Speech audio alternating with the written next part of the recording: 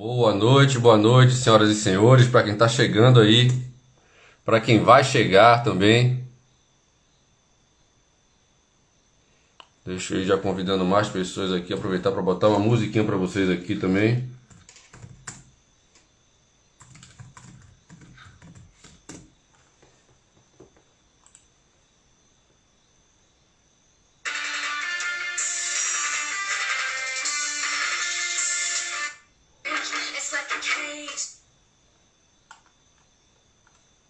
Que eu gosto desse.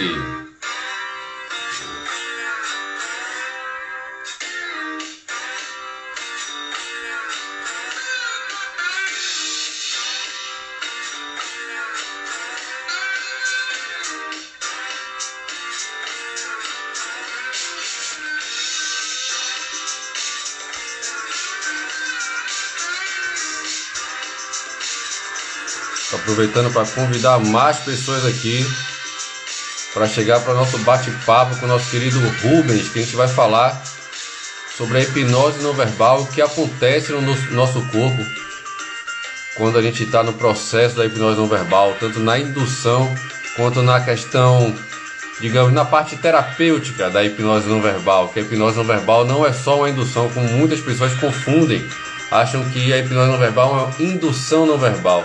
Na verdade, ela é muito mais do que isso. Vocês vão ver hoje, agorinha aqui, no nosso bate-papo com o nosso querido Rubens. Daqui a pouco eu vou chamar ele. Eu estou convidando pessoas aqui. Para quem está chegando agora, o que é que vocês já podem fazer? Tem esse aviãozinho aí embaixo, essa setinha aqui embaixo, que vocês já podem estar convidando mais pessoas para participar aqui desse bate-papo esclarecedor demais sobre a hipnose não verbal. Vamos ver quem está chegando aqui. Ó, o Rubens, Faculdade Crítica, já chegou aqui. Eu adoro esse nome, eu adoro esse nome, Rubens. Camila, Anderson. Vamos lá, vamos convidando mais pessoas, pessoal, para a gente começar a bater esse papo aqui com o querido Rubens. Deixa eu baixar mais um pouquinho o volume aqui. Pronto.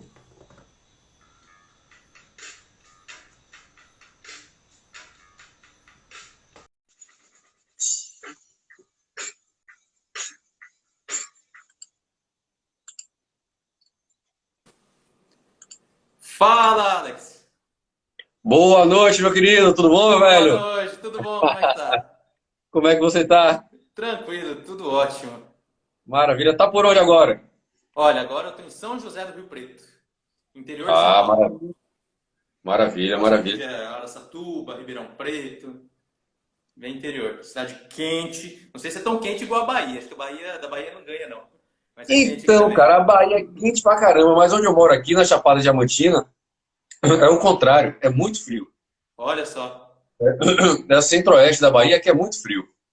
Muito frio. Mas agora a gente tá na fase quente, está na fase de seca, agora tá na fase quente. Mas normalmente é muito frio. Mas quando você fala quente, é quantos graus mais ou menos, pra eu ter uma ideia? Não, quente, assim, 30 graus, Ah, assim, é quente de verdade mesmo, quente de verdade mesmo. tem, Pena que tem a gente época começa que... o nosso bate-papo, me diz uma coisa, você é músico, né, cara? E músico de Cara, bom sou cheiro. músico. Minha formação toda é música mesmo, assim, música pesado, desde pequeno.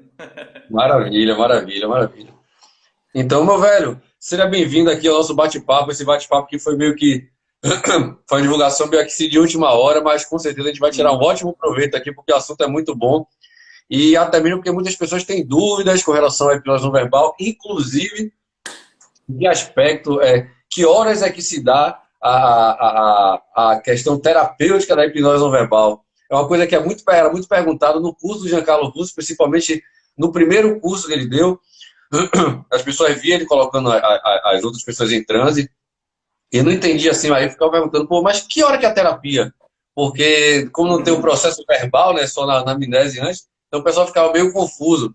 E realmente foi meio complicado de entender, mas como eu já vi de uma história também de hipnose não verbal, que foi com o Antônio Carreiro, né, em Salvador, então eu já tinha uma noção de que tinha uns pontos que já obtinham respostas e tudo mais, e aí para mim foi mais fácil de entender isso no curso do Giancarlo Russo. Mas realmente muitas pessoas ficaram com dúvidas com relação a que hora que é a terapia com a hipnose não verbal. E o assunto que a gente vai falar agora tem tudo a ver com essa questão do que hora que é a terapia. Porque vai mexer com a parte do sistema nervoso, vai mexer com o sistema nervoso autônomo, e é lá que a gente bole quando a gente está mexendo com a hipnose não verbal, beleza? Então, seja muito bem-vindo e se apresente aqui para o pessoal que está chegando aí para saber de onde é que você vem, aonde que você está e para onde você quer ir. Seja muito bem-vindo. Claro, meu prazer, meu prazer. Muito obrigado, Alex. Fico muito feliz pelo convite, por essa participação. Feliz demais mesmo, obrigado. Bom, meu nome é Rubens, não sei se todo mundo que está aqui, que vai ver esse vídeo, me conhece, mas eu sou o criador da página Faculdade Crítica no Instagram, onde eu coloco assuntos de hipnose que geralmente você não encontra em cursos de hipnose, porque eu cavo lá na onde ninguém vai. Eu vou naqueles livros, sabe, que ninguém compra. Sabe aqueles livros antigos que ninguém quer mais saber? Escrito tudo com aquela escrita bem antiga. Então, é esses livros que eu leio. Daí eu vou lá cavar, assim, na onde ninguém vai, e eu coloco essas informações que eu descubro lá nessa página. Que é uma página, por causa disso, ela é bem diferenciada. Eu recomendo você seguir, se já não segue, vai lá, por favor. É @Faculdade Crítica. Bem simples, Faculdade Crítica, que é um termo que eu tirei do David Elman, né? Que vem lá da hipnose clássica, de que você tem que romper a faculdade crítica. Eu falei, esse nome é bem interessante, né, para uma página, eu criei tanto o instituto quanto a página. Bom, pessoal, Rubens Lopes, eu tenho 30 anos e eu fui a minha vida inteira músico, porém um músico com uma veia de pesquisador enorme. Eu fiz pesquisa por institutos de pesquisa como a FAPESP, eu me formei na Unesp, fiz 2 mestrados lá no Conservatório de Paris, e sempre tive muito ligado com a questão do comportamento. Sempre foi uma dúvida para mim sobre o comportamento. Como, através do controle do meu comportamento, dos meus condicionamentos, né? Conforme estudou Pavlov, os behavioristas, Skinner também, como que através do meu comportamento, como que eu posso chegar a um resultado que eu desejo para mim? Simples assim. Como que eu posso dormir melhor? Como que eu posso concentrar melhor? Como que eu posso estudar melhor e tirar um proveito mais rápido daquilo que eu estou estudando? Então, sempre fui nesse meio assim. Até que então o tempo foi passando, me tornei professor da Universidade Federal de Goiás, de música lá onde eu oferecia aula de controle de ansiedade. E foi lá que eu comecei a pesquisar de verdade um pouquinho mais sobre a psicologia. E eu acabei parando no mundo da hipnose, onde eu me aprofundei assim com uma vontade enorme. Aí a hipnose ali eu fiquei um viciado mesmo. Onde eu, na verdade, fui buscar na hipnose um jeito de tirar a ansiedade dos meus alunos, sem eles precisar usar remédio e tal. E aí eu caí no mundo assim, eu falei, meu Deus, o que é isso? Não sabia que isso existia. Não sabia que a hipnose podia fazer tanta coisa como hoje eu sei que ela faz. Então, a partir daí, eu fiz uma pós em neuropsicologia e atualmente, depois de tanto enrolar, eu comecei a estudar psicologia na faculdade, que, enfim, está sendo bastante interessante também e que é um estudo, assim, um curso que vai me dar a possibilidade de entrar nos hospitais. Que, assim, como eu não sou profissional da saúde ainda, com carteirinha, com essa carteirinha de universitária, eu tenho essa dificuldade de entrar dentro de um hospital, de emitir um laudo, de dar diagnóstico. Então, foi por causa disso, já justificando antes, por que eu estou fazendo psicologia. Porque eu lutei muito antes de decidir, de fato, fazer psicologia, mas eu acabei fazendo psicologia agora. E eu, dentro da hipnose, nossa, eu fui procurar muitas respostas que eu não sabia, e eu vou confessar que muitas delas eu não sei até hoje. Porque parece que quanto mais a gente procura, mais perdido a gente fica. Porque tem muita informação, pessoal. Eu queria começar, se você me permite, Alex. Eu fiz um pequeno roteirinho assim, para eu tentar explicar mais ou menos o que eu preparei hoje para vocês.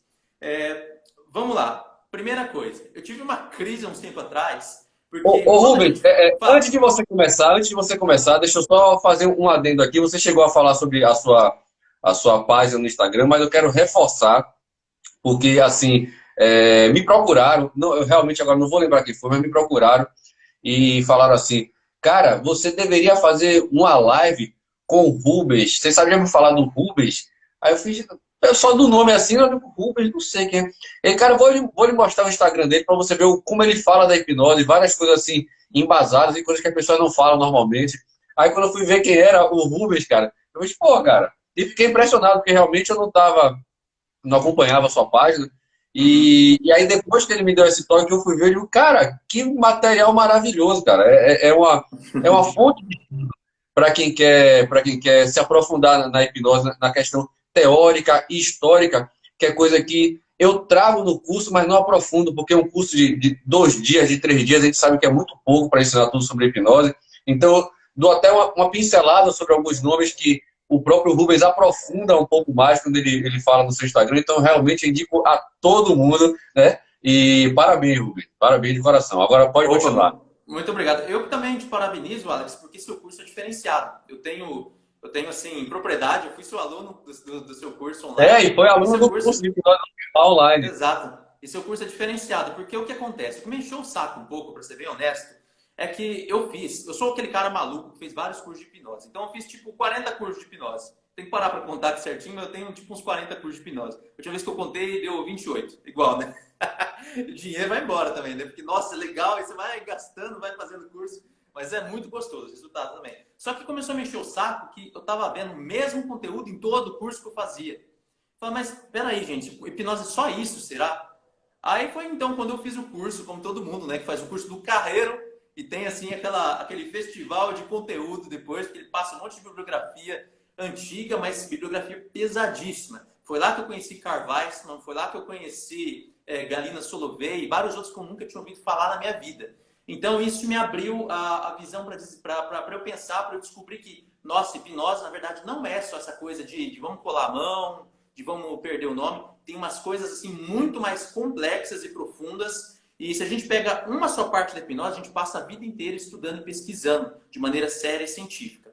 Então, qual foi a minha grande crise quando eu passei por esses processos aí, por esses cursos? Foi que um dia eu parei e eu falei, gente, hipnose, quando a gente fala de hipnose, o que, que a gente está falando? Eu não sei do que a gente está falando. Você procura na internet hipnose, você vai ver pelo menos, aí foi o que eu fiz. Eu contei e elaborei a teoria da hipnose, a nova teoria Rubens da hipnose, que foi dividir as práticas hipnóticas em pelo menos 5 práticas completamente diferentes. 5 práticas que não tem nada a ver uma coisa com a outra. Que são o quê? Hoje a gente chama de hipnose todo tipo de comunicação verbal que interfere no comportamento de alguém. Se eu quero interferir no comportamento de alguém, eu vou dizer algumas palavras bem colocadas e a pessoa vai alterar o comportamento dela. Isso tem sido chamado de hipnose conversacional, hipnose em vigília, enfim, tem vários nomes que pode se dar para isso. Isso geralmente é usado também nas vendas, quando você faz uma propaganda e você põe lá Coca-Cola, e você põe lá o vermelho da Coca-Cola, as espuminhas, isso dá vontade na pessoa de beber a Coca-Cola, de comprar a Coca-Cola. Isso tem sido chamado de hipnose. Eu tenho problema com isso? Nenhum. Isso pode ser hipnose, então, para quem chama isso de hipnose. Só que depois a gente tem outro fenômeno, que é o quê? É você usar a mesma linguagem para provocar uma alteração comportamental complexa da percepção da realidade. O que é isso? É você ter alucinações, você ficar colado na cadeira, você mudar a sua personalidade, dizer que é outra pessoa. Então, tudo isso é possível fazer com hipnose a partir de um estudo que vem lá de Charcot, de Pierre Janet, que foi bem documentado, que é uma hipnose que provoca automatismos, que é muito usado na medicina e na hipnose de entretenimento também. Esse é outro tipo de hipnose. Só que depois a gente tem outro tipo de hipnose também, que é a hipnose em que a pessoa ela entra no estado. E essa hipnose em que a pessoa entra no estado, ela não tem nada a ver com os outros tipos de hipnose que eu acabei de falar. Então ela entra num estado que a gente não sabe exatamente que estado que é esse, isso que eu vou falar hoje, mas a gente tem chamado isso na literatura, toda a literatura de hipnose, de transe. A gente associa isso com o transe. E eu já vou explicar por que essa palavra transe é uma palavra bem complicada. Bom, a gente tem hipnose de transe, hipnose de estado, exatamente. Depois a gente tem a hipnose que vem lá da alquimia, que vem através de Jung, na psicologia analítica, da alquimia, que é a imaginação ativa. Que, resumindo essa hipnose, é você fechar os olhos e imaginar algo. Esse fechar os olhos e imaginar algo não precisa de um transe, não precisa de alteração da percepção da realidade, comportamentos complexos, e você pode usar a linguagem, mas não com o objetivo de mudar o comportamento de alguém. É só mesmo da pessoa fechar os olhos e imaginar uma situação, problema.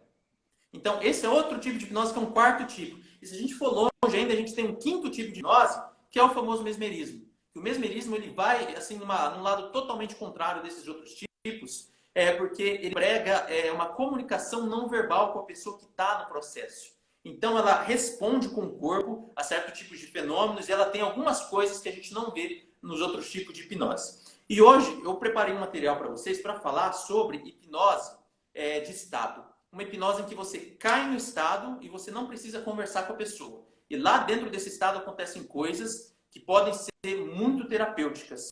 Então, hoje eu vou falar com vocês sobre esse tipo de hipnose. Para falar sobre esse tipo de hipnose, eu tenho que falar para vocês de onde ela surgiu primeiro, bem rapidinho, para eu não alongar demais essa live.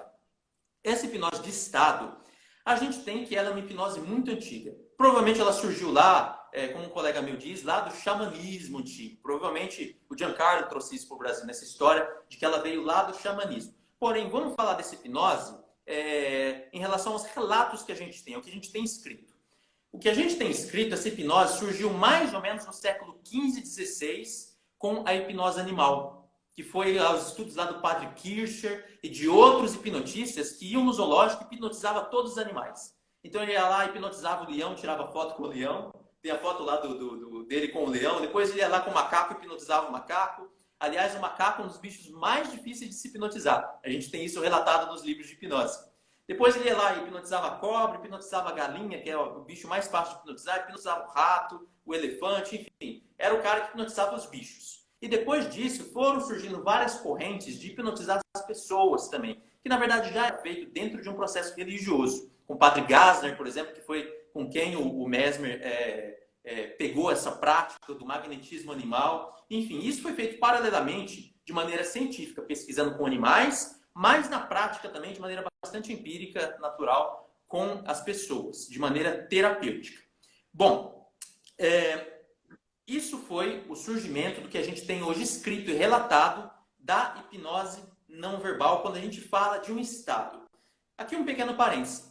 Mesmerismo é hipnose não verbal? Olha, com o que a gente tem de teoria hoje, a gente não pode confundir mesmerismo com hipnose não verbal. Hipnose não verbal é uma coisa, é um processo em que a pessoa entra no estado e acontece toda uma terapia, desde o momento em que ela chega no consultório até o momento em que ela sai, e o mesmerismo é outra coisa. Quando a gente fala de mesmerismo, a gente está falando de passes, a gente está falando de olhar fixo, a gente está olhando de lado positivo do corpo, lado negativo. Tem muita coisa aí dentro do mesmerismo que a gente não fala quando a gente fala em hipnose não verbal. Então são duas práticas bastante diferentes. Ah, mas elas duas não levam para o transe? Talvez. E é aí que eu quero falar para vocês de um grande problema que a gente tem, que deixa a gente louco, que é a história do transe. Olha só, pessoal, quando a gente fala de transe, o que a gente está falando? A gente está falando de um estado que você pode atingir por meditação. A gente está falando de estado que você pode atingir por uso de substâncias psicodélicas como ketamina, ibogaína, ayahuasca, psilocibina, LSD. A gente está falando de um estado que você pode atingir depois de fazer 10 dias de jejum, que geralmente faz na religião, na magia, por exemplo, prática de magia. A gente está falando também de um estado que acontece quando você leva um susto muito grande. Você pode entrar em transe, um estado de choque, ou então desmaiar. E a gente está falando também do transe que acontece na prática da hipnose. E o que acontece? Eu, um tempo atrás, comecei a me especializar em algo que chama VFC. O que é esse VFC que eu trago para vocês? É a análise da variabilidade da frequência cardíaca. Bem simples. Eu tenho até aqui uma cinta. Ó. Essa é a cinta do VFC. Ela custa R$700. Não estou fazendo propaganda, tá? Mas só falando que é uma cinta relativamente barata. Se você pega um aparelho de neurometria, ele custa R$10.000. 11 mil, 20 mil, até dependendo do aparelho. E essa cinta aqui, ela custa R$700. Então, é uma cinta barata. O que essa cinta faz? Geralmente, as pessoas compram para correr, né? Ver como é que está o batimento do coração, se está tudo ok. Você vai colocar ela no seu peito aqui e você vai coletar os dados de 2 minutos e meio ou 5 minutos do seu coração. E, através de um aparelhinho, através de um aplicativo do celular, eu uso o Elite HRV, você vai calcular, ele calcula a distância entre um batimento e outro e ele dá todos os dados de como que está o seu sistema nervoso central e autônomo. Isso é muito legal, porque a partir do sistema nervoso central e autônomo, a gente vê exatamente aonde que o metabolismo, a fisiologia da pessoa está quando ela passa por algum processo, não importa qual. Quando ela está dormindo, quando ela está comendo, quando ela está no banheiro, quando ela está fazendo sexo, quando ela está correndo, quando ela está fazendo esporte, qualquer tipo de esporte, ou quando ela está na hipnose. Então, através dessa cinta aqui, eu vejo como é que está o corpo da pessoa quando ela passa por um processo de hipnose. E o que acontece, pessoal? Quando eu coloco essa cinta em alguém tomar ayahuasca, eu vejo uns dados bem específicos. Quando eu coloco essa cinta em alguém que levou um susto, eu vejo outros dados que não tem nada a ver. Porém, as duas pessoas podem estar em transe. E agora? São 2 transes diferentes? Eu fiz uma experiência de pegar uma pessoa, uma colega minha, que entrou em 4 transes diferentes na minha frente usando a cinta. Ela falou, agora eu vou entrar em transe em que eu fico mais agitado. Ela entrou e ficou mais agitada. Depois ela falou, agora eu vou entrar em transe em que eu vejo minhas vidas passadas. Ela entrou e a leitura foi totalmente diferente. E assim ela fez com 4 tipos de processos que ela se auto-induziu. Ela não precisou de ninguém, se auto-induziu e eu vi 4 leituras diferentes. Portanto, eu vi 4 tipos de transe. O que isso significa? Isso significa que a gente não pode definir o transe como algo específico. Não existe, por exemplo, uma maquininha. Por exemplo, vou pegar uma maquininha aqui, sei lá, como se essa caneta fosse uma maquininha que eu encosto na pessoa e eu vejo se a pessoa está em transe ou não. Se ela, por exemplo, se essa maquininha vai de 0 a 10 e a partir de 5 ela está em transe, então eu vou colocar e se tiver mais de 5 ela vai estar em transe. Pessoal, isso não existe, infelizmente. Não tem uma maquininha que faz isso, porque todo transe é um transe diferente. Então, esse é o problema da palavra transe. Quando a gente fala transe, a gente não sabe o que está acontecendo no corpo da pessoa e não tem uma literatura científica que fala que o transe é algo específico. Então, a gente não tem isso. E, infelizmente, quando a gente fala transe, a gente está dando, na verdade, uma metáfora, um apelido carinhoso para um estado que a gente não sabe exatamente o que está acontecendo. Só que aí entra uma coisa muito legal, que é o que eu trago assim, de principal para vocês nessa live. Tem algo na psiquiatria que é chamado de dissociação. Muita gente não faz ideia do que é uma dissociação. Dissociação é algo que já é muito antigo, já é muito estudado cientificamente, que já tem vários estudos, várias publicações sérias científicas sobre isso. Os psiquiatras trabalham muito com isso porque tem pessoas que têm transtornos dissociativos, que é o quê? A pessoa está ali conversando e de repente, pum, ela sai do corpo dela, como se ela virasse outra pessoa ou como se ela desligasse o corpo dela.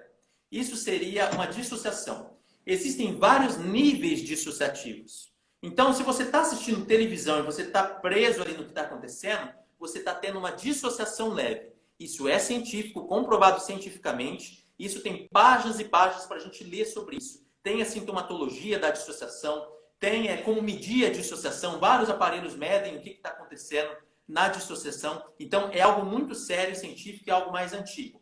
Por isso até que, quando a gente vai pesquisar sobre hipnose, a gente pesquisa transe, a gente não acha nada. Porém, se a gente pesquisa sobre dissociação, a gente vai achar um universo de coisas. E por que eu estou fazendo essa comparação de dissociação com transe? Porque, olha só, quando a gente fala de dissociação e pega tudo que é descrito sobre a dissociação, acontece uma coisa curiosa. Tudo que acontece na hipnose não verbal ou hipnose animal, como pode ser chamada também, que é esse desligar do corpo, é exatamente a descrição da dissociação. E isso foi assim um estalo que deu para mim.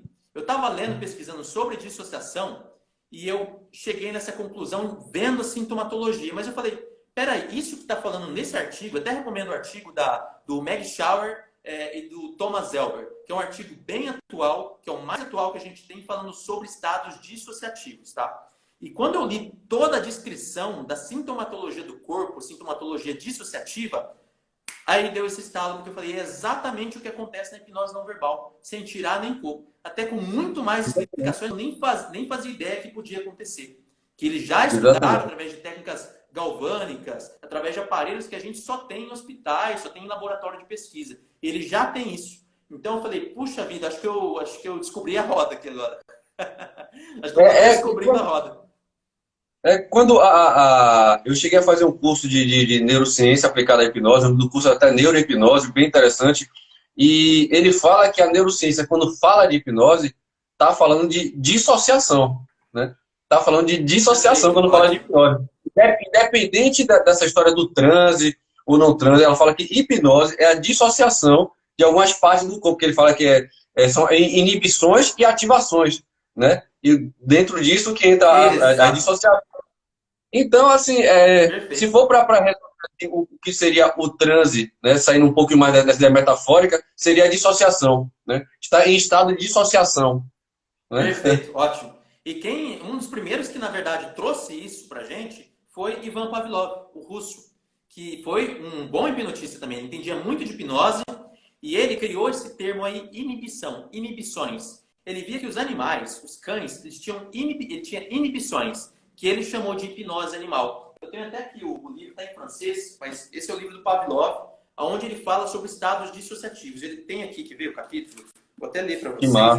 O título do capítulo, ó, A Pretendida Hipnose Animal. Olha só, é um dos capítulos, aqui está em francês, não sei se dá para ver direitinho, mas aqui foi uma das primeiras vezes que a gente teve um relato sério e científico escrito sobre hipnose. O que acontecia no corpo?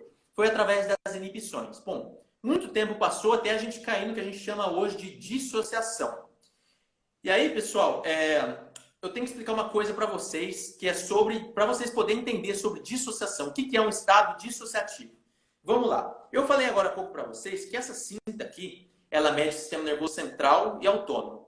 No sistema nervoso autônomo, a gente tem dois ramos muito importantes para a gente falar, que é o ramo simpático e o ramo parasimpático.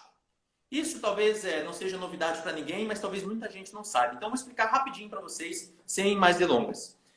No ramo simpático, o que acontece? Ele é ativado e a gente fica no estado que chama de estado simpático-tônico. A gente fica em simpaticotonia, é um nome meio difícil, mas é o quê? É você ficar preparado para você lutar ou correr. Então, por exemplo, você viu um cachorro bravo na sua frente e você acha que ele vai te atacar. Você dispara o seu ramo simpático do sistema nervoso autônomo. Você fica em simpaticotonia. Você tem uma energia enorme para você sair correndo muito mais rápido do que você correria ou lutar com uma força sobrenatural, uma força muito maior do que você teria normalmente. Então, o sistema nervoso simpático faz isso.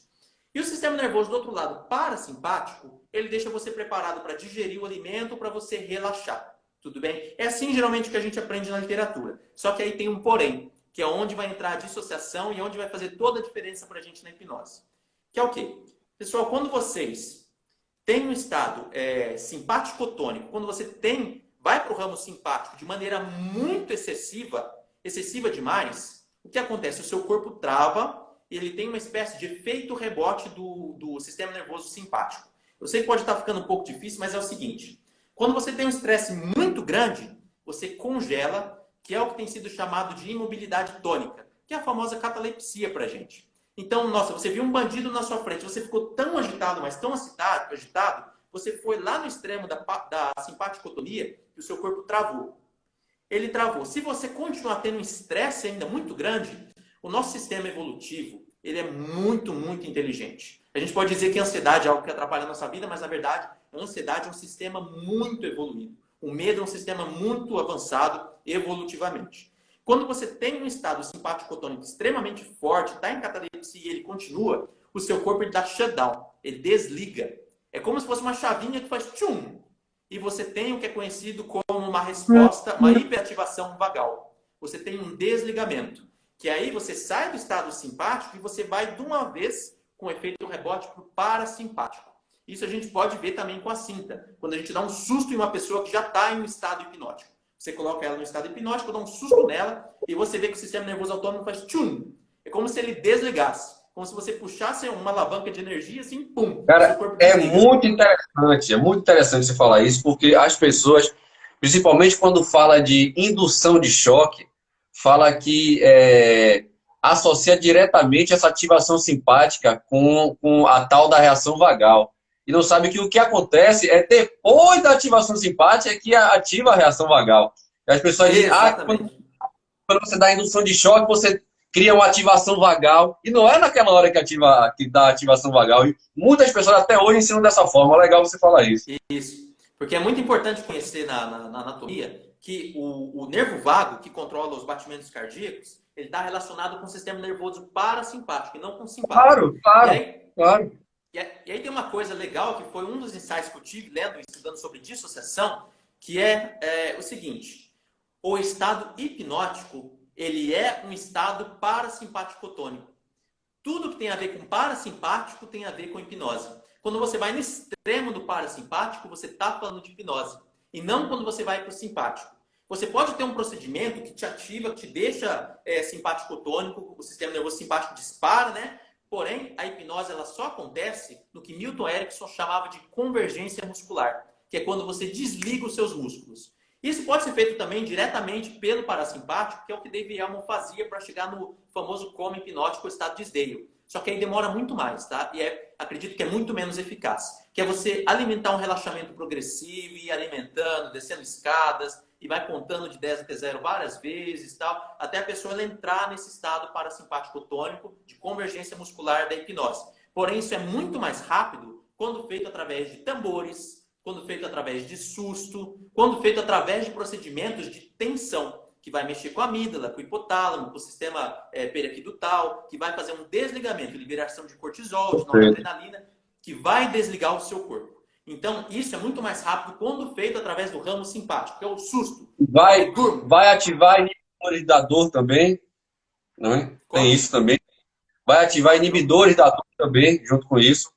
Também, com certeza. Os inibidores nociceptivos. Por isso que dá analgesia espontânea, né? A gente não sente dor. Certo. Porque fecha as comportas da dor. Tem as teorias da dor, né? Neuromatriz da dor, as comportas da dor. Nas comportas da dor, eles falam que quanto mais aberta tá a comporta, mais dor você sente. Quanto mais você fecha, mais você inibe a percepção da dor. E a hipnose, vamos falar assim, esse estado dissociativo, não vamos nem falar de hipnose ainda, só de dissociação. Quando você, por exemplo, sofre um acidente de carro e entra em choque, você não sente dor. Porque o seu corpo está te protegendo como se um leão fosse comer você naquela hora. E não é interessante para você e para ninguém que um leão coma você e que você fique sentindo dor, um leão comendo o seu corpo, te devorando. Então, o seu corpo, de maneira extremamente inteligente, vai acionar lá o parasimpático e vai fazer com que você não sofra nessa situação. Como que você pode não sofrer nessa situação? Te dando uma analgesia, ou como a gente diz, uma anestesia espontânea. Na verdade, o termo mais correto é analgesia, porque apesar da gente não sentir dor, a gente ainda pode sentir o tato, que não é o que aconteceria numa anestesia. Então, a gente tem essa analgesia, ou hipoestesia também é outro termo que funciona muito bem, durante essa proteção que o nosso corpo dá pra gente, que o sistema nervoso autônomo dá. E a gente tem um desligamento, que é uma redução parcial ou completa da consciência. Isso é muito interessante também porque a gente pode medir em níveis dissociativos, estados dissociativos, essa perda da consciência, essa redução da consciência, que aliás o Antônio Carreiro chama corretamente de intraconsciência, que é o estado que a pessoa entra em... Isso, quando ele entra profundamente no estado dissociativo.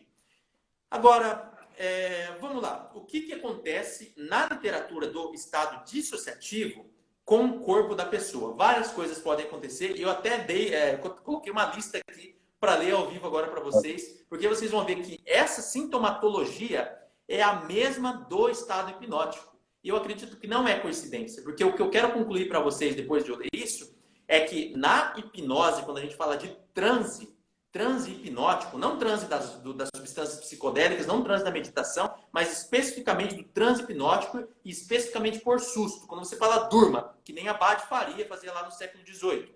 Quando a gente faz isso, a gente tem exatamente o mesmo processo da dissociação. O que acontece no corpo da pessoa? Então vamos lá. Redução da consciência, que pode ser medida através do índice bispectral, como fez o Antônio Carreiro no ensaio bispectral. Aliás, acho que eu até tenho o livro dele aqui em algum lugar.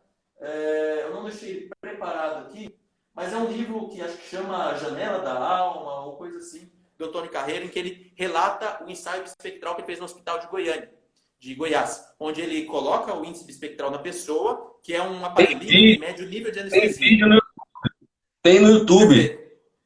Tem no YouTube o vídeo. Então vocês podem procurar lá no YouTube o ensaio bispectral, o índice bispectral e associar esse termo com hipnose que vocês vão achar.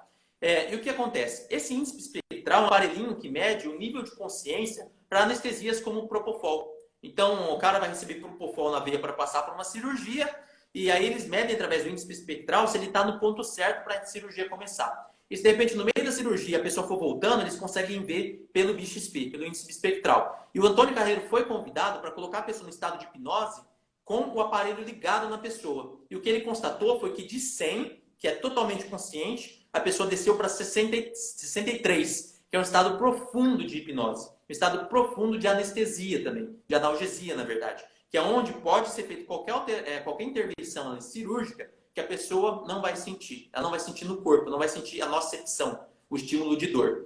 Então, ele fez isso e a gente tem, então, como algo principal quando a gente fala de dissociação, que é uma redução Deixa eu só falar uma coisinha. Só falar uma coisinha aqui, Rubens. Nesse vídeo, o interessante é o seguinte, que ele bota a menina em transe e o aparelhinho, né, começa a medir, e o que faz com que vai aumentando o nível de analgesia dela é à medida que ele vai coçando aqui no cucuruto, aquele ponto que a gente usa na hipnose no verbal de aprofundamento. Então, quanto mais ele vai mexendo aqui, fazendo esse movimento aqui, mais a maquininha vai aumentando o nível de analgesia. Isso que é incrível, cara. Isso que é incrível. Perfeito. E isso, provavelmente, a gente não tem muitos relatos. Isso veio de Charcot, como pontos hipnagógicos, que ele tirou da acupuntura. Porque naquela época, na Europa, não tinha um conhecimento oriental sobre práticas orientais. E um cara tão inteligente como Charcot, com a autoridade que ele tinha, ele foi lá no Oriente para buscar essas informações e ver o que acontecia quando ele usava esses pontos com as histéricas.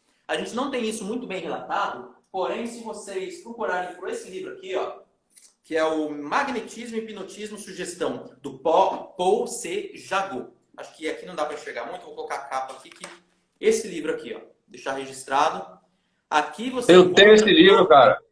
Perfeito. Aqui você encontra a maioria das práticas de Charcot que ele fazia na Salpêtrière, que é o hospital lá famoso da França, onde ele fez experiências com as histéricas. E aqui ele fala sobre os gongos que deixavam as histéricas em transe, falava sobre a pressão da unha, da base da unha, pressão em várias partes do corpo. Ele perfurava as histéricas para fazer experiências também, que veio da acupuntura, isso também. Isso depois, de alguma maneira, foi passado para o irmão Vitrício também. Isso é muito interessante. Foi passado por irmão Vitrício, que ficou um tempo na Europa, e provavelmente eu tenho alguns relatos aqui de que ele chegou a estudar, inclusive com Jung na Europa, o irmão Vitrício, e quando ele voltou para o Brasil, ele criou uma escola nova, que foi a Escola da Letargia. E, aliás, olha que interessante, Alex. Lembra que eu falei para você que eu estou em São José do Rio Preto agora? A primeira aula no Brasil, o primeiro seminário aberto de letargia no Brasil com o irmão Vitrício foi em São José do Rio Preto.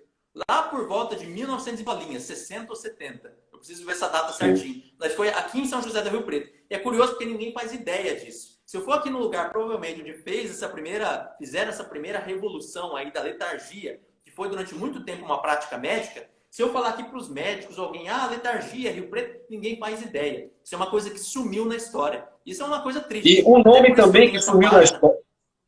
O nome também que sumiu na história dentro da letargia é o de Paulo Paixão, que a gente não vê se falar em Paulo Paixão Paulo Paixão foi o cara que dava a autoridade que o Vitrício precisava. Por quê? Vitrício era um padre. Ele não tinha essa abertura na área médica. Ele estudou com Jung e tal, mas ele não tinha essa entrada na área médica. E foi o Paulo Paixão que colocou o Vitrício lá dentro. As escritas, os livros, são todos de Paulo Paixão, e essa autoridade médica foi Paulo Paixão que deu para o Vitrício. Então, essa dupla foi uma coisa fantástica, sim, que avançou em anos a pesquisa em hipnose no Brasil. E foi algo que não existiu nos outros países. Essa coisa da letargia foi uma coisa brasileira. Tanto que Paulo Paixão, em vida, tem um vídeo dele, que ele fala que Vitrício, irmão Vitrício, ele criou a letargia, porém, ele falava que não tinha sido ele que criou. Que foi um outro cara lá que criou e ele só trouxe para o Brasil. E o Paulo Paixão, depois que o Vitrício morreu, ele fala, não, na verdade, ele inventou isso. Ele inventou porque ele precisava da autoridade desse cara que ele inventou, desse cara de outro país e tal, para poder levar a letargia para as pessoas no Brasil. Quando, na verdade, foi o próprio Vitrício que criou isso aí. Foi uma coisa que ele desenvolveu, que foi algo genial, que foi a letargia. Então, bom, vamos seguir. Eu até perdi o fio da meada, acho que eu estava falando sobre a redução da consciência, né? E do índice espectral, tudo bem. Então, através do índice espectral, a gente vê que tem essa redução da consciência. E atenção, redução da consciência é um fenômeno do sistema nervoso parasimpático. Tanto que a gente fica inconsciente durante o sono, porque durante o sono o parasimpático tem uma ativação enorme. Então, parasimpaticotonia, redução da consciência, inibição, dissociação, hipnose. O que mais pode acontecer durante esse estado dissociativo? A pessoa pode fechar os olhos, isso é algo natural que acontece. Pode ter ausência de reflexos e motricidade. Então, a pessoa, você dá um susto nela, ela já não responde mais. Você faz qualquer coisa com ela, ela não responde mais. Como se ela não estivesse mais ali.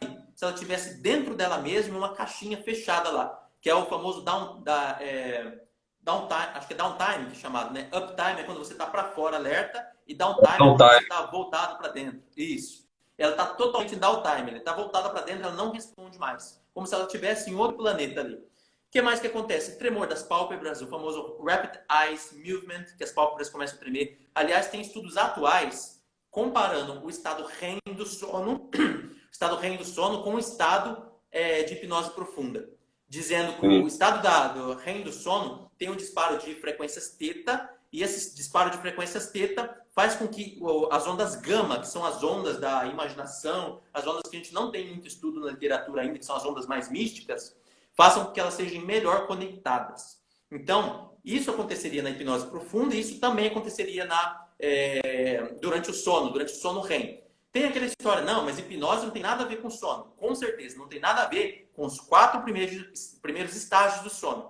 Porém, tem muita similaridade com o 5º estágio do sono. Tanto que é muito normal, né, Cobs? Não sei se com você acontece isso. você colocar a pessoa no estado de transe, vamos dizer assim, que é um estado dissociativo profundo, e a pessoa, depois de 5 minutos nesse estado, ela voltar a dizer, nossa, eu cheguei a sonhar, eu estava sonhando. E olha que interessante, para a pessoa sonhar, dormir e sonhar, ela tem que passar pelos 4 estágios do sono até chegar no 5º. Para isso acontecer, precisa de pelo menos 90 minutos. Vamos dizer que tem pessoa com facilidade que passa por isso por 40 minutos. Então, de fato, a hipnose ela leva para esse estado REM aparentemente muito mais rápido. A gente não tem evidência para dizer isso, a gente não tem material, não tem aparelho. Mas só com evidências anedóticas do dia a dia que a gente faz no consultório, a gente percebe que a pessoa ela começa a sonhar em 3 minutos, 4 minutos. Cara, tem, na hipnose não verbal, que não tem sugestão nenhuma. Às vezes eu boto a pessoa no transe e quando ela sai do transe, ela sai me relatando uma história incrível que aconteceu com ela. Né? Eu não relatei nada. Exato. Não induzi nada verbalmente. Ela vem contando uma história enorme, como se ela tivesse entrado num sonho, mas num sonho relacionado à questão dela e onde ela se resolve nesse sonho. É muito louca a experiência. Tem muita coisa que você está falando. Perfeito. E isso leva a gente para as questões oníricas da psicanálise, da psicologia analítica, que é a questão do inconsciente falar com a gente através de símbolos, que são símbolos que vêm no sono, quando você dorme, atinge o estado REM, e são símbolos que vêm na hipnose, curiosamente, quando você cai em um estado profundo de dissociação. Então isso é muito curioso, que pode ser usado terapeuticamente também, porque você colocar a pessoa nesse estado, ela ter esses símbolos, que são essa parte onírica, esse sonho, ela sonhar em 5 minutos, e depois você trazer ela e fazer uma interpretação de sonho, pode ser algo extremamente terapêutico também, pode funcionar terapeuticamente. E ainda ela tendo o sonho, e uma outra coisa que é interessante, que é o que só acontece em sonho lúcido. Tá acontecendo a situação e você tá consciente. Tipo assim, eu tô passando por um processo de hipnose, eu tô vendo isso tudo aqui, mas eu sei que eu tô passando por um processo de hipnose. Que aí é que é a diferença do sonho. Essa percepção que aí tem o controle e tem a manipulação do sonho, que diria que na verdade é a visualização do transe hipnótico. Isso, aí eu vou dar uma coisa que eu estou estudando, assim, um pulo do gato, para quem está ouvindo, assistindo a live, que é um segredinho que eu descobri, que na verdade eu estou querendo inventar a roda falando isso para vocês, que é algo que foi sempre usado. Esse livro aqui de hipnose que eu li tudo, tá tudo ali, e isso aí que é o quê? Chamar hipnose de sono. Porque, olha só, os antigos falavam que quando eles hipnotizavam, eles falavam para você vai cair no estado de sono profundo. E hoje a gente vê que é absurdo falar isso, as pessoas não falam mais, por quê? Porque a pessoa não dorme de fato. Se você falar que ela vai cair no estado de sono profundo e ela não dormir, ela fala, não, mas então não fui hipnotizada porque fiquei consciente o tempo todo. Só que aí que está o pulo do gato. Quando você hipnotiza, você diz para a pessoa, agora você vai relaxar e você vai entrar no estado de sono profundo, porém totalmente consciente. Isso dá um bug na cabeça da pessoa, porque ela nunca passou por isso, de entrar num sono profundo, mas ficar totalmente consciente. Que esse é o estado dissociativo. Você está no estado de sono profundo, que é o estágio REM, porém você está consciente, você está ouvindo o que a pessoa está falando, dependendo, atenção, dependendo da dissociação. Se você dissocia muito a pessoa, se você tem um estado parasimpático muito grande, a pessoa ela deixa de responder, ela vai apagar completamente. E não tem como mais fazer psicoterapia com ela, porque ela deixa de se comunicar com você através da linguagem. Ela pode se comunicar através de gestos, através do corpo, alguma coisa que acontece que você pode achar uma maneira de ler isso, que também não vai acabar sendo uma maneira extremamente científica, né? Mas você pode fazer isso. Porém, essa coisa da psicoterapia já não é mais possível, porque você aprofundou tanto que ela é como se não tivesse mais ali. Então isso pode acontecer também. Olha só, o que mais que pode acontecer? Espasmo na boca ou mãos, catalepsia, que é um fenômeno que é a junção do sistema nervoso simpático, que está dando energia, com o parasimpático que está travando o seu corpo. Então, ao mesmo tempo que você tem energia, você não consegue se mexer. É um fenômeno dos dois, a catalepsia. Você tem midríase, que é a dilatação da pupila e a ausência de resposta ocular. Então, quando você coloca luz, a pupila da pessoa deixa de responder. Ela deixa de fazer midríase e miose, deixa de contrair e dilatar. Você tem a boca seca, que é um fenômeno do sistema nervoso simpático, que depois ele se converge e vai para o parasimpático.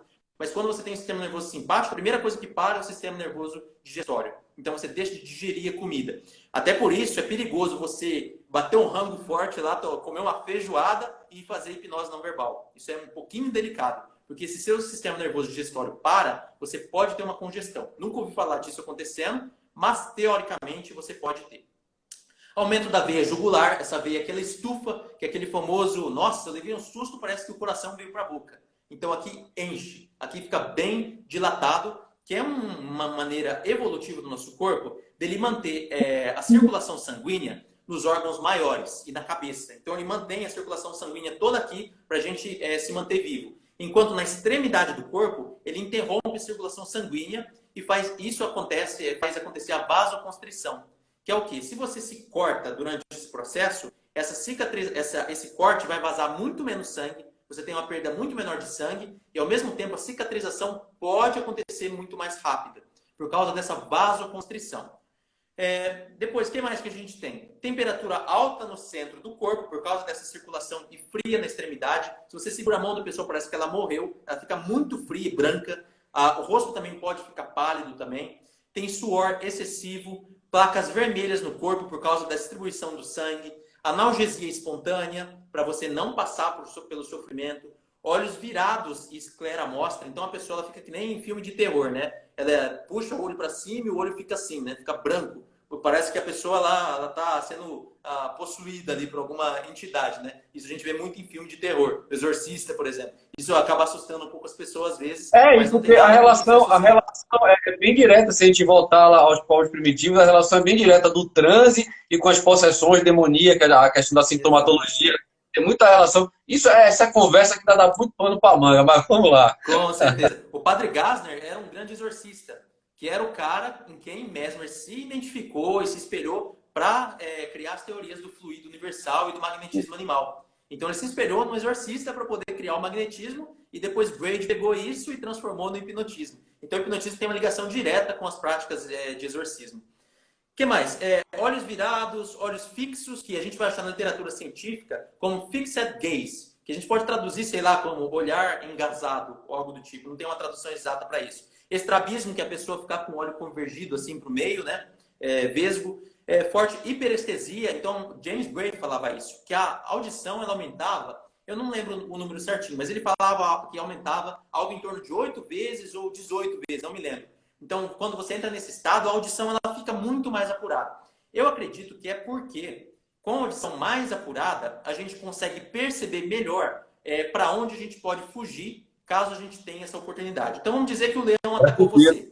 Se você aumenta a sua audição, você consegue ficar muito mais esperto para você encontrar uma solução para sair daquele ataque, para sair daquela ameaça e conseguir manter a sua sobrevivência. Então, pode ser por causa disso. Fora a audição, tem também a questão do tato. E não sei se vocês sabem, mas a questão do tato é uma coisa que na ciência ainda é muito pouco explorada. E é a área que a gente mais tem no corpo sensorial. Então a pele ela cobre todo o nosso corpo e é uma área muito extensa. E através do tato a gente talvez pode perceber quem está atrás da gente, se está dia ou se está noite. Tem uns estudos interessantes que fecharam os olhos da pessoa e perceberam que mesmo de olho fechado ela respondia ao ciclo circadiano. Talvez por causa da pele. Por causa que o sol bate na pele e o nosso corpo identifica se está dia ou se está noite. Então a gente não precisa dos olhos. Isso aí, as identificações são mestésicas, né? Que com os olhos, toda vez que a gente bloqueia alguma percepção nossa dos 5 sentidos, automaticamente as outras tendem a aumentar, né? Então, se isso a gente está em estado de transe, bora falar transe para o pessoal entender melhor, quando está no estado de transe, isso potencializa muito mais. Por isso que tem aqueles processos da prova de provar a hiperestesia, do magnetismo, que você basta você aproximar da pessoa e a pessoa vai até você. E fica uma coisa também bem... Exatamente isso. Pode ser uma coisa também de procurar calor, isso aí também. Porque não sei se... Isso, sabe, mas a pele não é só a sensação do tato.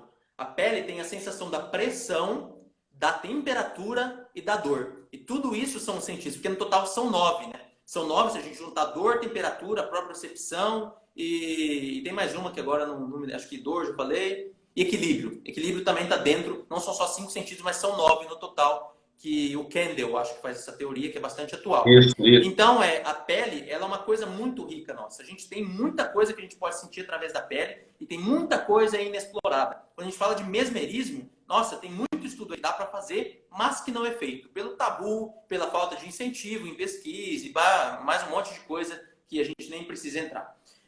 Bom, o que mais que pode acontecer durante esse estado dissociativo? Estrabismo, já falei, forte hiperestesia, que é o que a gente está falando, Arcocatalepsia. O que é Eu isso? ia falar É a isso pessoa... agora. Eu ia falar agora, a catalepsia. Isso. A pessoa ela volta o peito para frente assim, e ela forma um arco no chão. Isso é muito curioso. Essa é bem Tudo isso exorcista mesmo. Essa é bem pegada exorcista esse é mesmo. bem feio. A pessoa estica o braço assim e fica com as costas arqueadas. Isso eu não faço ideia, para ser bem sincero com você, Alex, por que isso acontece. Você tem uma ideia evolutiva de por que a gente manteve esse reflexo? Cara, não. O que eu vejo é que tem a ver com essa liberação a liberação de descarga mesmo simpática, mas assim, o porquê nessa posição exatamente, realmente eu não tenho Eu não tenho também um não estudo com faço relação a ideia. isso. Porque, por exemplo, outra coisa que pode acontecer é suar as mãos e os pés. Muita gente não sabe por que mãos e pés soam. Evolutivamente, mãos e pés soam para a gente poder se fixar no solo, para a gente conseguir correr de maneira mais eficiente. Então, quando você estiver nervoso e começar a suar a mão, evolutivamente é porque antes você era um bicho, como um primata, um macaco, e você precisava Sim. sair correndo e grudar no chão através desse suor. Então, esse suor ajudava na fixação, tanto da mão quanto no pé. O Gogo, que é um grande hipnotista não verbal aqui, está falando, talvez seja por tensão Como tá da aí? catarse mesmo. Gogo está aqui, ó, tá no chat aqui. Igual movimentos musculares e voluntários. Provavelmente é isso, Gogo. Não sei se tem outra explicação para isso, mas é algo bem curioso de se ver. E olha, vou ser bem sincero, comigo isso nunca aconteceu. Isso eu já vi em curso de hipnose não verbal, onde tem várias pessoas sendo hipnotizadas e aí você vê uma pessoa que apresenta isso daí. Isso geralmente é mais raro. Que nem crise mesmérica, né? Não é todo mundo que tem. Se você tem um curso ali com 20 pessoas, vai ter 2, 3 que vão ter. Se você talvez estimular as outras, talvez tenha, mas talvez não. Tem pessoas que têm muito mais facilidade de ter. E essa arcocatalepsia é a mesma coisa. Vai ter pessoas que Ó, vão ter deixa eu isso, só você vai ver e vai falar, meu Deus. Marcos, só Show, fazer um Marcos. adendo com relação a isso, que é bem interessante. Algumas pessoas, quando a gente aplica a hipnose não verbal, e eu já demonstrei isso em curso, e as pessoas que passaram pelo processo, quando voltam, falaram que é verdade o que eu digo. Que é o seguinte, muitas pessoas têm uma reação muito, para quem está vendo no visual, é uma coisa muito assim, é, feio, né? Ou se treme muito, tem muito, responde muito, né? Tem muitas respostas fisiológicas assim que bem aparentes, mas outras não. E aí algumas pessoas confundem com o fato de que com ela não está rolando. E aí eu mostro, tanto é que eu faço com várias pessoas aqui menos demonstram, e aí eu faço com ela e quando ela volta, ela fala que sentiu o mesmo bem-estar da outra pessoa que não teve a mesma resposta, né? As pessoas ainda estão presas à sintomatologia com relação à resposta terapêutica. E não é assim. Eu provo várias vezes no curso para as pessoas. Pô, mas ela Perfeito. se bateu com aquilo, eu fiz. Agora eu vou fazer com a que não se bate. Vem cá você. Faço, a pessoa parece que está só dormindo o tempo todo no processo.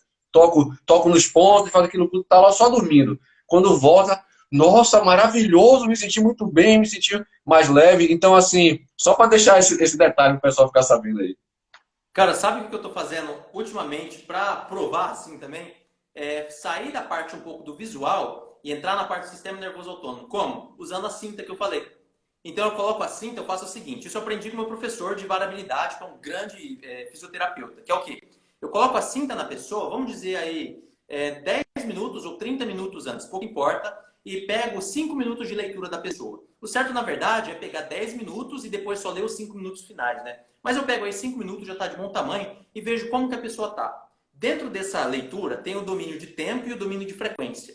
Domínio de tempo é quando a gente fala de questões metabólicas. Se o seu metabolismo está acelerado, se ele está mais lento. E quando a gente fala de domínio de frequência, a gente fala de pensamento acelerado e geralmente de uma parte mais emocional. Como que está o seu emocional? Se você está mais ansioso ou mais tranquilo. E o que eu faço? Eu pego esses 5 minutos, guardo, depois mantenho a cinta na pessoa e faço o processo com ela. Não importa quanto tempo demora, eu deixo a cinta funcionando todo o tempo para ver o que aconteceu quando a pessoa entrou nesse processo. Depois eu desligo de novo a cinta, tiro a pessoa do processo e deixo ela um tempo lá de mais ou menos 30 minutos, por exemplo.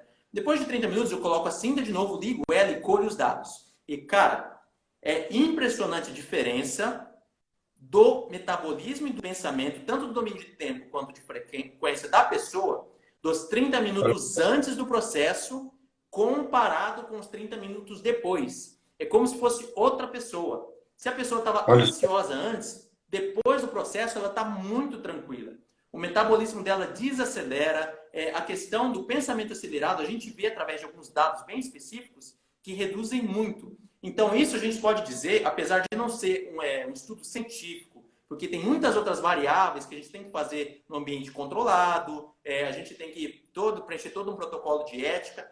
Porém, empiricamente, vamos dizer assim, a experiência anedótica minha com essa cinta é que quando eu faço hipnose não verbal com a pessoa, é como se ela virasse outra pessoa depois do processo. Ela chega para mim, uma pessoa, e sai do processo outra pessoa. Isso eu posso provar através de um dado concreto, que é o dado da variabilidade da frequência cardíaca. Então eu saio da subjetividade. Em vez de, não, você está se sentindo bem? Ah, eu acho que eu estou melhor. Ah, eu acho que você está melhor também porque eu percebi que você fez umas coisas. Eu saio desse mundo. Então eu pego dados. Eu falo, olha, antes você estava com um dado 0,33 e agora você está com um dado 1,5 de relaxamento. Então isso significa que você está muito mais relaxado. E aí não tem como eu falar, não, mas você está mentindo, não, mas isso não aconteceu, porque eu tenho um dado concreto disso. Então eu posso provar por A mais B que ela tem e às vezes a pessoa não se percebe, ela não tem a percepção da melhora naquele momento, né? Por mais que você tenha os dados ali, perceptível, ela não percebeu, está tão no estado de problema que a gente fala, né? Eu sempre falo isso várias vezes, a pessoa está tão no estado de problema que tudo que acontece de bom, ela não consegue se atentar para aquilo, e a gente tem que mostrar para ela perceber, né? Você falou exatamente o que eu falo na clínica. Perfeito, exato. perfeito. E não tem como não está acontecendo. Está provado aqui, ó. O aparelho está medindo, né? Legal. Exato. Aí a gente pode entrar agora numa outra área, porque isso a gente falou da dissociação. Essa descrição que eu fiz foi da dissociação. Porém, na hipnose não verbal acontece exatamente a mesma coisa. Então, toda a parte científica da psiquiatria que a gente tem de dissociação é o que acontece na hipnose não verbal. Agora, vamos aproveitar para ir para os finalmente, para o final da live, para ir encerrando a live aos poucos, falar um pouquinho sobre a parte subjetiva. E aí eu não tenho como falar em experiência científica, porque essa parte subjetiva é um caos. Assim. Cada pessoa vai falar uma coisa e eu vou ver as experiências, os relatos que eu tenho. Mas isso é muito interessante, Alex, porque eu hipnotizo bastante pessoas. Eu tenho aqui uma rotina de atender pelo menos 2 pessoas por dia. Eu prefiro atender uma porque eu me concentro na pessoa, mas todo dia eu atendo alguém com hipnose. Então, eu tenho assim uns dados que eu vou vendo de relatos subjetivos das pessoas. E olha só, eu acho, agora eu estou falando por mim mesmo, Rubens, sem evidência científica nenhuma, eu acho que o mesmo estado que a pessoa entra nessa dissociação profunda, pode ser, esse mesmo estado pode ser o mesmo estado daquele que a pessoa chama de nirvana na meditação.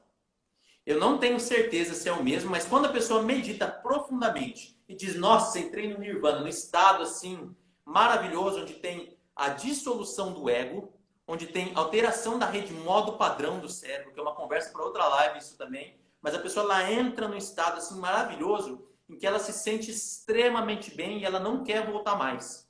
Ela quer ficar lá porque é a melhor sensação do mundo para ela. Eu acho que isso tem uma coincidência, um estado que talvez seja parecido, ou talvez a gente descubra no futuro, através de estudos, que seja o mesmo estado que a gente chama de nirvana, onde a pessoa vai e não quer voltar, e tem a dissolução do ego, e vê coisas, enfim. E talvez seja o mesmo estado da pessoa que usa substâncias psicodélicas. Eu, Alex, fiz uma formação com o Eduardo Chamber, que é uma formação que eu recomendo demais, que é a única formação que tem no Brasil, é de terapia assistida por psicodélicos, onde a gente estuda tudo sobre os psicodélicos, os receptores 5-HT2A, o que acontece quando você toma ayahuasca, o que acontece com as beta-carbolinas, o DMT, o que pode acontecer de ruim, o que pode acontecer de bom, o que vai acontecer durante o processo, antes, durante e depois. Então, eu fiquei um bom tempo estudando isso. E olha só, eu acho que esse estado agora eu vou fazer uma conexão totalmente hipotética, que saiu da minha cabeça mesmo de estudar. Eu acho que você vai falar algo que eu penso também igual, mas fala aí. O que eu acredito é que a questão do DMT, ou talvez qualquer outra substância como as beta-carbolinas, esteja diretamente ligado com o sono REM, com as experiências de quase morte, e também com a meditação profunda, e também com um estado profundo dissociativo, que é o estado da hipnose não verbal. Eu não sei qual que é exatamente a relação, mas eu tenho uma intuição, por ter estudado tudo isso um pouquinho, por ter estudado sonhos, através de Jung, psicanálise, por ter estudado profundamente a dissociação, estados dissociativos e hipnose, por ter estudado com o Chamber o que o DMT faz com o nosso corpo. E, aliás, a gente tem algumas evidências de que o DMT endógeno ele é produzido no nosso corpo. E olha que coisa curiosa, vai longe. O DMT endógeno pode ser produzido, talvez, a gente não tem muitas coisas concretas sobre isso, pela glândula pineal, que é a grande glândula dos místicos, que a gente vê lá do Egito Antigo, através do símbolo do olho de Horus. Então, é uma coisa que vai longe demais, cara. Se a gente fizer essa conexão, parece que tudo faz sentido. Só que a gente não tem como provar isso, né? E é uma coisa que uma hipótese que sai da nossa cabeça. Exatamente. Deixa eu te dizer uma coisa, cara. Eu faço, nos meus cursos, eu encerro com a roda mesmérica, né? Eu sempre encerro com a roda mesmérica. E as pessoas que já tiveram experiência com ayahuasca, é quase que unânime. Fala, cara, foi igualzinho no dia que eu tomei o ayahuasca. Então, muito parecido com o dia que eu tomei o ayahuasca. Cara, essa relação tá muito intrínseca. Eu tô até com o livro, o livro que fala do DMT, que ainda não comecei a ler ele, já dei umas folheadas, mas não comecei a ler ele. Deixa eu ver se eu acho ele aqui, rapidinho. Tá, sem problema. E para mim, galera, eu acho que tem muita relação. Agora, o Rubens falou que tem relação. Não, não falei nada. Eu tô falando que eu acho que eu tenho uma hipótese que saiu da minha cabeça, a molécula do espírito. Perfeito. É isso. Eu acho que tem muitos segredinhos aí nesse DMT que a gente vai descobrir nos próximos 10, 20 anos. Também acho, cara. Também acho. E que tem o DMT totalmente relacionado com a questão do sonho, né? As questões oníricas. Para mim, o DMT está completamente intrínseco com isso aí, né? Porque tem a ver com a glândula, tem a ver com... Aí a gente vai, que tem a ver com melatonina, que a melatonina é feita a partir da serotonina. E aí vai, e a conversa para a gente render até mais horas. Mas exatamente. Eu concordo. Sim. Agora, que nem eu estava falando, Alex... Tem estudos científicos, mas ainda não tem comprovação científica, mas já existem estudos científicos e a gente que está com a mão na massa está o tempo todo percebendo essa relação. Isso aí é verdade. Exato. Agora, que nem eu estava falando, Alex, todo mundo que está ouvindo a live aí não sai falando, não, porque o Rubens defende que o DMT... Não estou defendendo nada, pessoal. Essa é uma teoria que eu estou tirando do sovaco pela minha própria observação no dia a dia e por ter estudado a fundo cada área dessa. Por ter estudado a fundo o DMT, através do Chamber, através da ayahuasca, por ter estudado a fundo a hipnose, por ter estudado a fundo os sonhos também, o que acontece durante o sonho, a questão onírica para Jung, para Freud. Então, juntando tudo isso, não dá para a gente sair dessa hipótese de que a mesma coisa, ela funciona é a mesma coisa funcionando para todas essas práticas, mas de uma maneira que a gente não pode explicar cientificamente. Mas que tem tempo. Exato. E essa coisa de não poder explicar cientificamente acaba deixando um viés para o pessoal que gosta de se aproveitar de que, já que não tem explicação científica, vamos dar outra explicação daquele jeitão. E aí vai para a questão... Vamos criar um curso... Isso. Vamos criar um curso um curso aí de 10 mil reais para ensinar como liberar o DMT a partir da pineal, né? A gente não tem evidência nenhuma sobre isso. Exatamente. Perfeito, velho. Perfeito. Estamos... eu acho que eu... Pode falar. Eu queria falar. Eu falei tudo que eu gostaria de falar que eu preparei para hoje. Agora, se vocês tiverem perguntas, se você, Alex, quiser perguntar alguma coisa para mim, nem precisa ser de hipnose, pode ser de música ou qualquer outra coisa do tipo, que é a minha área também. Cara, o bate-papo eu achei que foi ótimo, assim, abrangeu tudo. Deixa eu ver se tem alguma pergunta aqui do pessoal, para ver se a gente pode responder aqui o pessoal. Tem algumas pessoas, na verdade, confirmando, né, o que a gente está falando. Pergunta aí não tem não, tem pessoal confirmando, né, com relação ao DMT, que o Carreiro fala também muito sobre o DMT. Aqui tem esperto, Cara, o nosso Gogo falando, toca nos meus pontos. Você já tá aí, beijo no coração, Gogo. Pergunta aí não tiveram não, até mesmo porque como é que vai fazer pergunta com coisas tão esclarecidas de forma simplificada?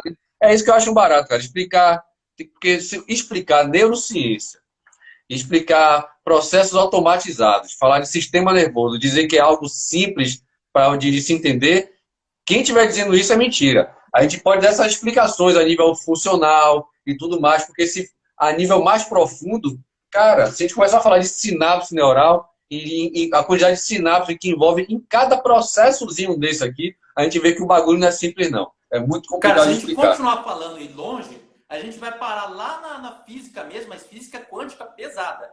A gente vai parar na E, discussão se a consciência faz parte do todo, se o universo é consciência, e se que é a partícula de Deus, e se a gravidade está presente ou não na física quântica, e por que não está, e o que gera o exato. quark. A gente vai longe, cara, porque essa conversa ela sempre vai parar nisso, porque ela mexe com questões filosóficas também. Quando a gente fala de mente, consciência, a gente vai parar de qualquer jeito em questões filosóficas. A gente começa com neurociência, começa falando sobre processos neurais, neurociência. Depois a gente para lá na questão filosófica, que é quem sou eu, o que é a morte, o que é a vida. A gente vai longe. Se a gente continua falando, não tem como parar nesses assuntos. Exatamente. Até mesmo porque a gente tem neuroreceptores prontos para essas perguntas também, que fazem essas perguntas e buscam essas respostas também. Ainda tem isso, né? Dentro da gente, a gente É tem isso. neuroreceptores voltados para a espiritualidade, que a gente, como se a gente tivesse a necessidade de ter algo fora da gente, né? Como se nosso corpo necessitasse disso. Então isso é muito louco, é muito pano para manga mesmo. Meu velho, Exato. muito obrigado, cara, de coração, cara. Muito obrigado mesmo pela live. Se você quiser falar alguma coisa aí, Nada. fica à vontade. Eu que agradeço demais. Não, só queria completar uma coisa que eu ainda não pesquisei, mas eu acho que tem algo para ser pesquisado aqui, que são as práticas de Burke. Não sei se vocês já ouviram falar de Burke, mas foi um cara que Charcot levou para Salpêtrière para fazer experiências com as histéricas. O que Burke fazia? Ele pegava uma chapa de metal e dava passe nas histéricas, depois ele pegava uma chapa de ouro e dava passe nas histéricas, depois uma chapa de bronze e dava passe, e de acordo com o material que ele pegava, as histéricas respondiam de um jeito. Por que isso acontecia? A gente não faz ideia até hoje. Se você Olha pegar algo de só. bronze, metal, ouro e faz alguma coisa com a pessoa em transe, ela tem uma resposta diferente. Pode ser que seja sugestão? Pode. Pode ser que não seja? Pode também. A gente não sabe. Então, isso são experiências para serem feitas. E uma última coisa que eu queria dizer é que, olha só, um dos maiores hipnotistas que eu conheci no Brasil, que é uma pessoa com uma personalidade difícil, mas que é uma pessoa extremamente intelectual, uma grande leitora, foi o Antônio Carreiro. Então, assim, se vocês puderem pesquisar a bibliografia que o Antônio Carreiro traz para a gente estudar, eu acho fantástico, porque é um conteúdo antigo, mas que tudo sobre hipnose vai estar lá dentro. E a gente pode ler isso e criar hipóteses para a gente poder continuar pesquisando. Porque é assim, Alex, a minha visão. Você começou a aprender hipnose, você já não está mais fazendo uma prática da psicologia, da medicina. Quando você começa a aprender hipnose, você automaticamente se torna um pesquisador. Porque você está fazendo pesquisa o tempo todo. Você vai fazer alguma coisa que não tem na literatura. O que está acontecendo você não pode explicar. Então você acaba tendo que guardar isso para você, escrever no caderninho e guardar para as próximas para você usar como parâmetro. Porque não tem como a gente comparar a resposta de uma pessoa com a outra. Então começou a estudar hipnose, você automaticamente vira um pesquisador. E ser um pesquisador, cara, é para a vida toda. É ler muitos livros, é fazer vários cursos, é ensinar as pessoas, que ensinar é muito importante, assim como eu faço com minha página Faculdade Crítica no Instagram, que mais uma vez eu peço para vocês me seguirem lá, por favor. Então, esse tipo de prática, esse tipo de pesquisa, esse tipo de interesse é muito importante para qualquer hipnotista poder avançar, tanto na prática quanto na teoria. Eu sou a favor de que essas duas coisas sejam feitas juntas. Não só a teoria, para você ficar com a cabeça desse tamanho, e não só a prática. Os dois são importantes. E até a humildade para desconstruir, já que é uma pesquisa, tem vários processos, eu tenho certeza absoluta que tem várias coisas que você aprendeu, que já desconstruiu também, e a gente tem que ter humildade em vários momentos de dizer, não, velho, tem que mudar porque não é bem assim. E tem várias pessoas que isso aí é uma coisa que para mim parte muito do processo evolutivo da pessoa, você está aberto a essas desconstruções. Certo. E uma coisa que eu não tenho concordado muito também, Alex, é tratar de hipnose e só falar daquilo que é provado cientificamente. Pô, se você vai fazer isso, você não vai falar de nada de hipnose. Então, o que eu gosto da hipnose é muito as hipóteses, as pesquisas, tudo que foi falado na literatura, nos livros que a gente lê, e que até hoje não tem uma explicação científica exata de por que acontece. E principalmente também o que acontece que a gente não pode explicar nem pela ciência, nem pela filosofia, nem por nada, que são fenômenos anormais que vão cair lá na parapsicologia e na psicologia anomalística, que vira e mexe a gente se encontra isso. Se você faz hipnose todo dia, com uma frequência legal, faz hipnose não verbal, coloca as pessoas em estados profundos dissociativos, um dia você vai encontrar alguém que faz alguma coisa bizarra que não vai te deixar dormir à noite. Isso já aconteceu comigo. Stranger Things. Sempre tem os momentos Como? Stranger Things. Os momentos Stranger Exato. Things. Sempre tem esses Exatamente, momentos que são sempre muito. tem. Sempre tem. É Isso isso. dá uma outra live, tem falar o que, que já aconteceu. Mas, cara, tem coisas assim que você vê a pessoa fazendo, falando, que você fala, isso não é possível. Isso aí não tá. Que estremece o chão, assim. E depois você não dorme, você fica pensando, nossa, o que, que a pessoa ela fez naquele processo? Foi algo anormal. Você pode explicar isso como uma manifestação do inconsciente, falar de psicanálise, falar de Jung, dos arquétipos, como você pode ir mais longe e falar de espiritualidade. Aliás, o modelo mais atual científico que a gente tem hoje para falar sobre psiquiatria, transtornos mentais, doenças, é o modelo biopsicossocial, que mexe com a parte biológica, psicológica e social. Não é mais o modelo biomédico, porque antigamente os médicos, eles falavam, você está com um problema no rim, vamos tratar o rim. Hoje não, a gente fala que todo problema está dentro do biopsicossocial. É um problema no rim, vamos tratar a pessoa, vamos tratar o emocional, vamos tratar o que é a parte psicológica, vamos tratar o social, que é o ambiente que ela vive, vamos tratar a parte biológica. Por que eu estou falando isso? Porque atualmente está existindo a discussão agora em 2021 de incluir no modelo biopsicossocial a parte espiritual. Isso é uma revolução muito grande para o modelo médico. Então, provavelmente no ano que vem ou daqui 2 anos, a gente vai estar falando do modelo biopsicossocial e espiritual quando a gente vai tratar com neurologista, quando a gente vai tratar com psiquiatra. Então, o espiritual vai acabar entrando dentro do modelo médico. Isso é muito interessante de saber também. Bom, acho que é isso, Alex. Tem mais alguma coisa? Tem sim. Eu queria lhe agradecer demais pela sua participação. Meu. Muito instrutivo de verdade. Você passou as informações com simplicidade ao mesmo tempo, com profundidade, que é uma coisa que eu mais gosto. Ser simples e ser profundo ao mesmo tempo. Eu acredito que tenha tirado muitas dúvidas aí pro pessoal com relação à hipnose, não só a hipnose verbal, pode falar sem hipnose verbal, como a hipnose não verbal, que o que você falou abrange tudo, de uma certa forma abrange tudo. E, cara, muito obrigado. Continue com o seu trabalho. Sigam esse cara aí, que o Instagram desse cara é fabuloso. Muitas informações que ele traz de livros antigos, livros que eu também tenho aqui, alguns livros aqui, eu posso depois estar mostrando para vocês, e que são coisas que você não vê em curso de hipnose. Não vê, eu sempre falo em curso de hipnose, quando eu vou falar de algumas coisas desse tipo, eu falo, isso que eu estou falando aqui para vocês, vocês não vê em curso de hipnose, não. E o Rubens, ele segue também essa linha de ir mais buscar a fundo o que, é que acontece, as verdades inconvenientes também. E, cara, muito obrigado e até a próxima live, meu velho. Eu que agradeço. Muito obrigado, Alex.